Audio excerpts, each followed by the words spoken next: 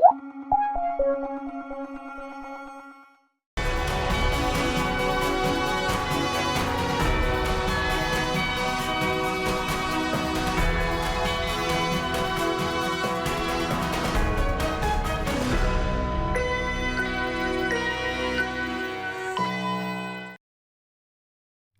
there, welcome to BizTalk. I'm Mikhail Raj.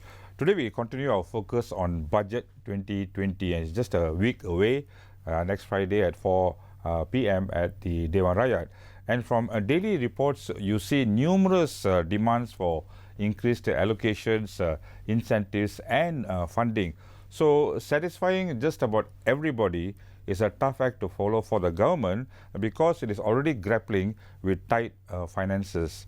So as such, the question that comes to mind is what leeway does the government have in growing the economy, widening the tax base while satisfying such varied demands? So amid tight finances again, what strategies should the government pursue in tabling the 2020 budget next week? The full details on BizTalk.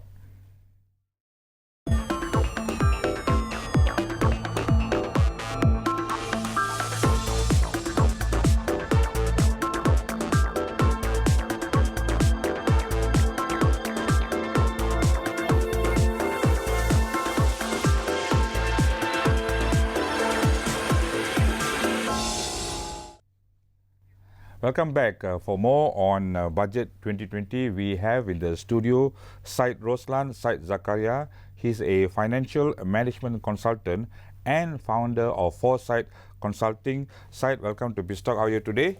Thank you. Okay, Syed, straight away to the budget. We talked about tight finances. We also talked about the adverse effect of the US-China trade war, and also they are talking about a possible recession in the developed economies, even US and China. So amid such a backdrop, when the YB Lim Guaning formulates the budget for next year, what should the government's strategy be in crafting the 2020 budget? Okay. The government have decided in the coming budget, in this next week, they have introduced a theme that they call shared prosperity. Yeah, you were saying that. Yeah. So this is where the crafting of this called budget will be based on this approach that all the people from B40, M40 as well as T20. Wait, you say what? T20? T20. Who are the T20s top here? group. The top group, okay. The top group is T20, okay. The middle group is B40, M40, sorry, and the bottom group is B40. So this B40 is a lower income group that earns average about 3,000 a month. These are the people who have a direct impact on the current economic situation, where the issue of housing, the issue of cost of living, as well as the third one, of course, jobs. So job is where the challenging, where our youth now, who actually graduate, they are the highest unemployment group currently, that covers about 10%. So Malaysia, our unemployment rate is only 3.5%. So from that level, these people feel the pressure to go and find a better job, where in Malaysia we are considered a zero unemployment, looking at the current overall situation. And I can still feel that there is ample jobs that is available.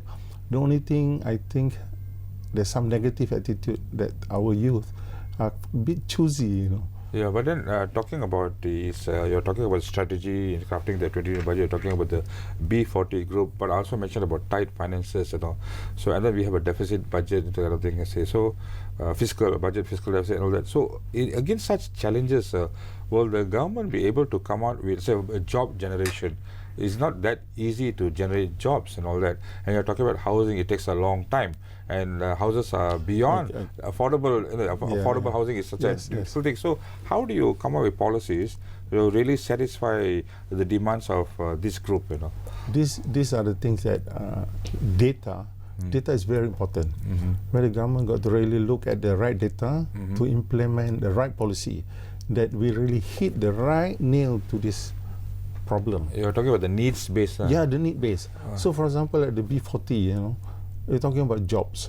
How do we create the jobs? Currently, 15% of our employment is covered by the foreigners. The industry like construction, agriculture, most of the foreigners. The local don't have any interest to actually involve in this type of jobs. It's considered maybe, I consider attitude. If you want to be choosy, that's why we find that we are not into that. So like the service industry, I can consider 90% are all foreigners. Yeah, so but the other thing is that when you're talking about statistics to formulate policies, are our statistics on poverty and income, are they up to date? I can consider, to my knowledge, no, because most of these numbers are outdated. It's 4 or 5 years.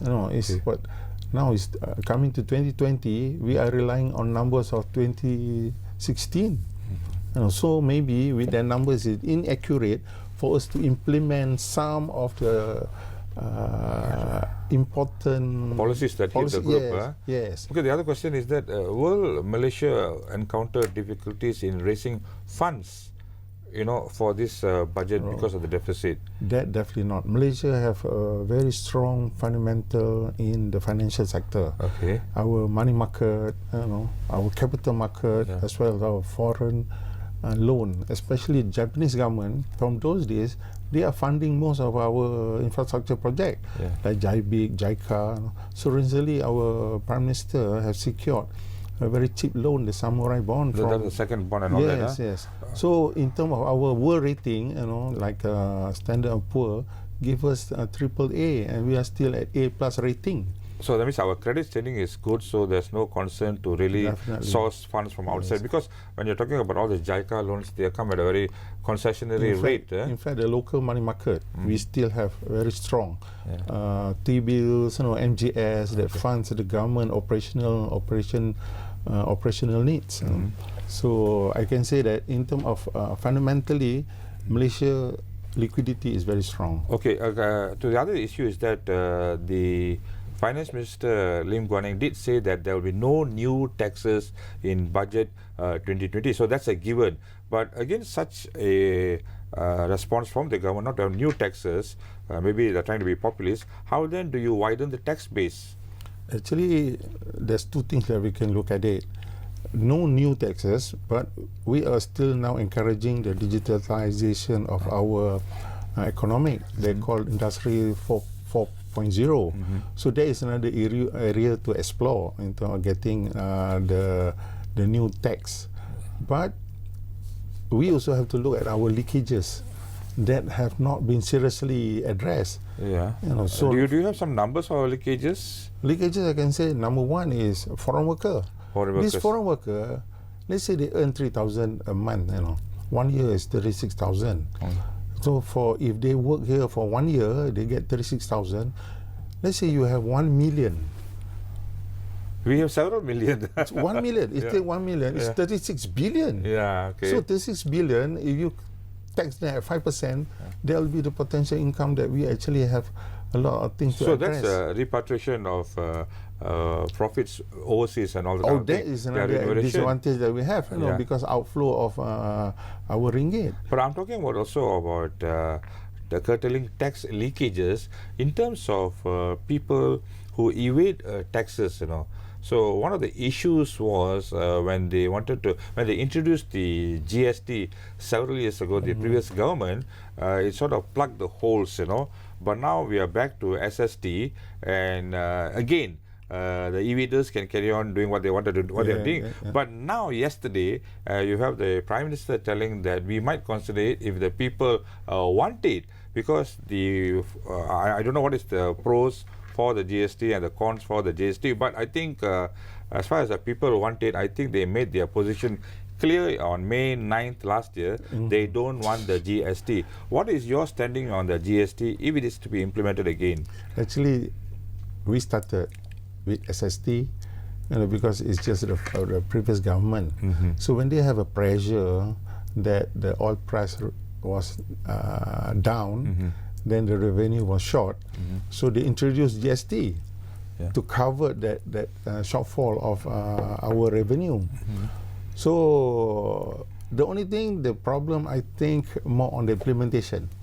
The implementation of GST was a bit rushed. Then the impact given to our retailer, the merchant people, they found that they are not ready with that transition. Then they affect their cash flow.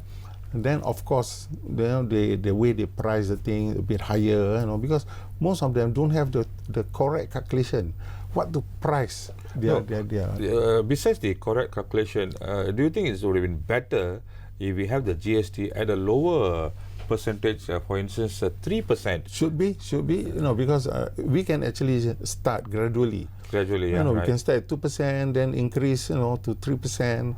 Then the following year, everything is stable, everything is steady. So that could have been a misstep from the previous administration. Yes, I can say that. 3% are more acceptable and for the people. Yes. Yeah. Okay. And then the other thing is that last year we were quite surprised. We were talking about crippling debts to the tune of 1 trillion ringgit and all that. Yet, when they announced the budget, the first budget by the Pakatan Harapan government, they actually tabled an expansionary budget. Question again, side for budget 2020. Do you think it will be an expansionary budget? Because when I look at the figures last year, for operating expenditure almost like 80%, and for development expenditure almost like only 20%, is it? Yes. So will the government be able to table an expansionary budget? Actually, there's no expansionary budget. What happened is just that the amount of 1.1 trillion come from two values. That is the debt, and one is the liability. Okay. So the liability, when they combine this, that is where the figure of 1.1 trillion come to picture. So I mean the liability would mean paying of the or servicing the debts. Is that liability? So the liability is something like the government have guaranteed, some of their so-called facilities that they give to the private sector. So if they fail to pay the loan, the government have to pay the loan. These are the liabilities that the government. So based on the 1MDB, our liabilities are quite high, right? Exactly. Yes. Yeah, okay. So that's where the commitment comes into the numbers. So as far as I'm concerned, the government can service this loan, but it's unnecessary. It can be channeled to other areas that I can say that, like the B40, where they need more so-called funding towards their shortfall, their activities. I see. But the other thing is that one of the reasons for introducing the GST is that we can no longer depend on oil prices and all that. So because of taking away the GST from 44 billion, we only go about 20 billion. But then again, even you go forward, we are still very much dependent on oil prices. So at the current rate of 55 to 65, the case for diversifying the economy, we are not heading anywhere in that direction. Yeah, but Malaysia revenue, the two major income is individual tax and corporate tax. The revenue only the third area where we are depending on these resources of raw materials, palm oil, petroleum, all that. So we still actually manage so-called our revenue according to our GDP. Okay. Our GDP is very strong, considered about 450 billion. Okay. So the value is there. So the only thing that if we consider mismanage our cash flow, that's where But do you think that crude oil prices? What is your projection? Do you think it will increase further down the road? Looking at the world scenario, there's a heavy pressure that the turmoil that happens in Middle East, with the current trade war, the US and the China, then Brexit. These are symptoms that will give a very negative outlook, into the world economy. So price of oil is very much tied up to all this. So with negative environment, it's not surprised with the oil, will touch $80 per barrel, and break the resistance of $100 dollars per barrel. Yes. So, $100 per barrel, what are the implications for Malaysia then? We'll be laughing all the way. Okay, to the bank. To the bank, because that is where we have our additional income revenue to the country. In Malaysia, we are considered our net export of crude oil. I see. We produce, consider one of the major country in this. Yeah, because but then again, we cannot be too hopeful of oil prices going up because of shale in the US and all that. Anyway, Syed, a lot more to talk about, but we'll take a short break and we'll be back after these messages. Stay with us.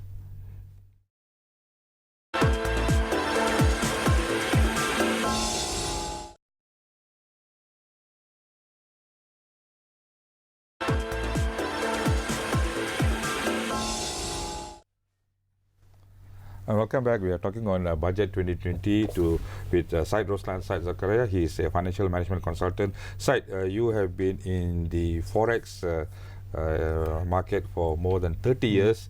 And also I have to thank you for giving so much of input to Bernama Economic Service. I mean, we never knew you, never saw your face at all. Only now we know who Syed Roslan is, and you've been dealing with the Ringgit and all that. And then you're very passionate about the Ringgit, and when you said that the Ringgit has so much potential to grow. But ironically, the current situation is that there's so much of it's on the downside. The Malaysian Ringgit, why is it so low?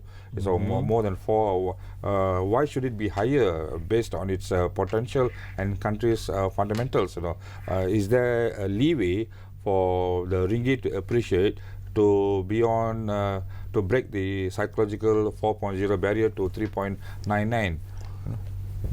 Actually, there's two things that we have to look at it. Ringgit is a currency that been floated in the world market.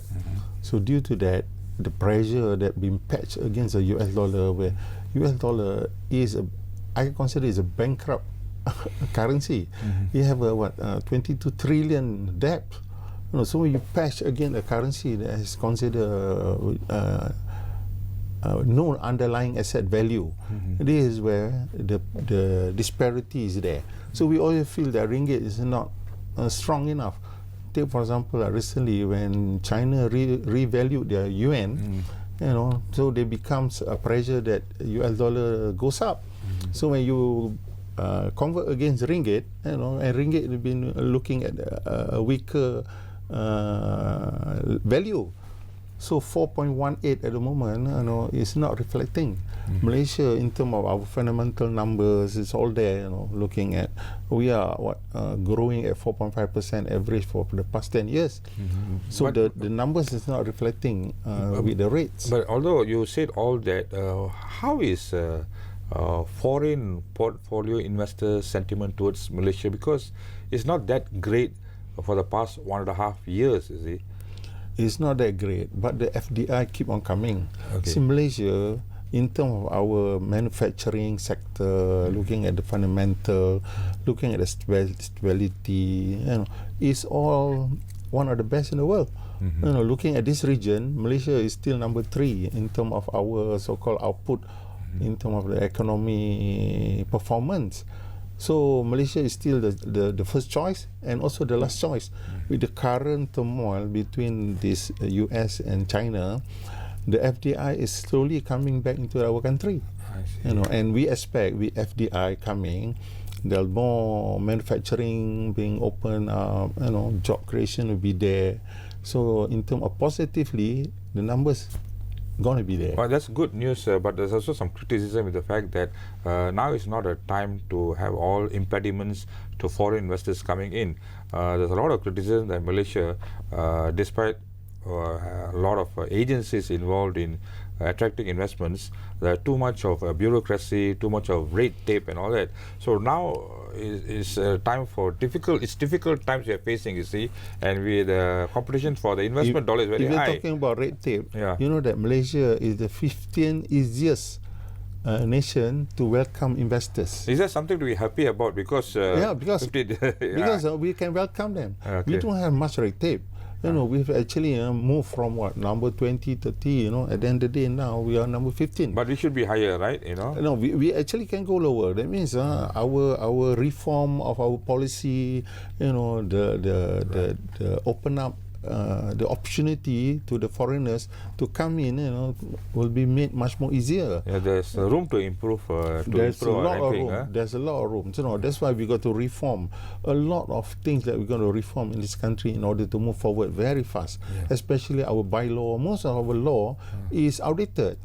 Oh, we being after 1957, we hardly changed most of our common law that we actually inherit from the British.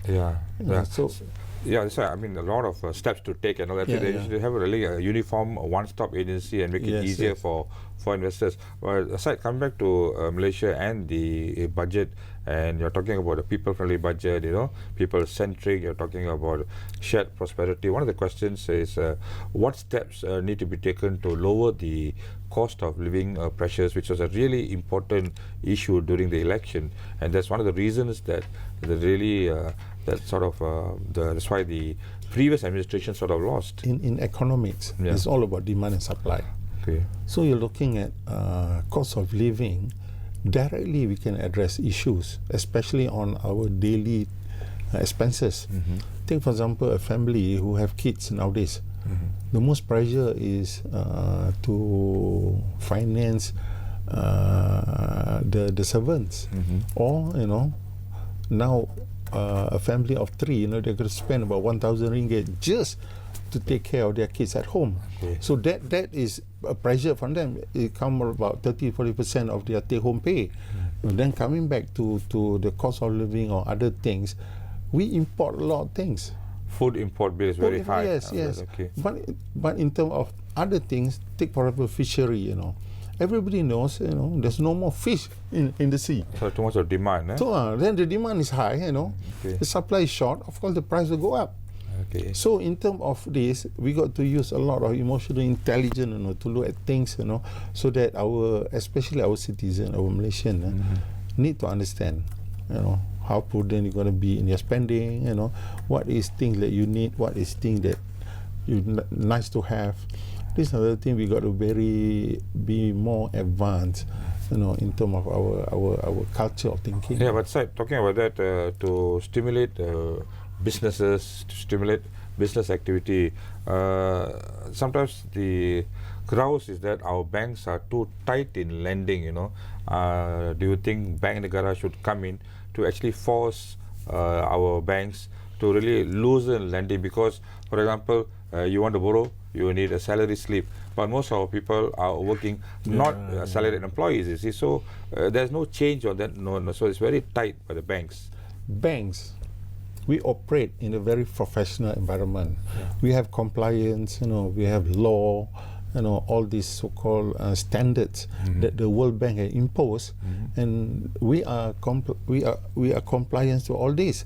Malaysia is the only country that runs two tier. We have Islamics and the conventional together running the financial system. So if you are looking at Malaysia, we are one of the best so-called fundamental in terms of financial. Okay. We abide to most of the procedures to make sure our risk management, all this followed. And this is where our bank are very strong. But then again, the complaint from the people is that there's no source of cheap funds, Yes. I can understand. Cheap fund is all about saving. Okay. See, in Malaysia, in terms of our saving rate is 2%. So our OPR is still at 3.5%. So we are talking about the attraction of us to save and put our money in the bank is all there. So that's why the fund is always available. We manage it accordingly, Islamic fund, conventional fund. So Malaysia is always at a position to handle all these challenges. But I think the authorities, the Ministry of Finance, the government, and even Bank Negara, I think they should go beyond moral suasion to come up with a definitive ruling to pressure banks to give more and loosen the conditions. That's very important. We are talking about the B40, and even below B40, you mentioned there is another group. That is what? B20. That's even worse off, Yes, So those are the people who really need help. So Yeah. I think, and I think based on the profits that the banks are making, I think they should really loosen their lending conditions. That's coming back to our share prosperity theme in our coming budget. That's allocation should be given, should be actually put aside so we can address, for example, like a direct kind of assistance given them to address on their daily cost of living. You know, if they need housing. See, we are not building houses that cost 150,000. Our houses are mostly, especially in the urban areas, are all 300,000 and above.